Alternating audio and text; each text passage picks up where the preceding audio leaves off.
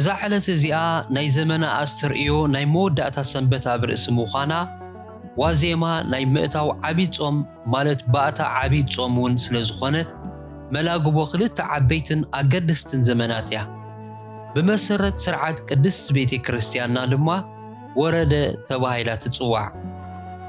ወረደ ዝተባህለሉ ምኽንያት ንዓና ንኸድሕንን ኣርአያ ንኽኸውንን ካብ ሰማያ ሰማያት ወሪዱ ካብ ቅድስት ድንግል ማርያም ተወሊዱ ከማና ሰብ ከም ዝኾነ ክነመሃርን ክነስተንትንን ስለቲ ሕያውነቱን ፍቕሩን ስለቲ ዝኸፈሎ ከቢድን መሪርን ዋጋ ድማ ክነመስግኖን እዩ።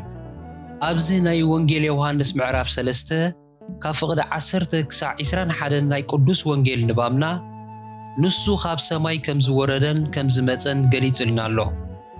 እቲ ካብ ሰማይ ከም ዝመፀ ከም ዝወፀ ካብ ኣቦ ከም ዝተላእከ ዝገልጽ ኩሉ ቃላት ናይ ቅዱስ ወንጌል ነዚ ወረደ ዝብል ሓሳብ ዘመልክተልናን ዝገልጸልናን እዩ። ጎይታናን መድሓኒናን ኢየሱስ ክርስቶስ ካብ ሰማይ እንተዘይወርድ እምነት ክርስትና ኣብዚ ዓለም እዚኣ ኣይመሃለወን፣ ድሕነት እውን ኣይምተረኽበን ነይሩ። ክሳዕ ክንዲዚ ኣገዳሲ ስለ ዝኾነ ከዓ እዩ ቅድስቲ ቤተ ክርስቲያንና ንምውራዱ ኣመልኪታ ርእሱ ዝኸኣለ ንኡስ ዘመን ሰርዐትልና። ብዛዕባ ምውራዱ ዓመት ሙሉእን ዕድመና ሙሉእን ኢና ክንሓስብን ከነመስግኖን ዝግባእ።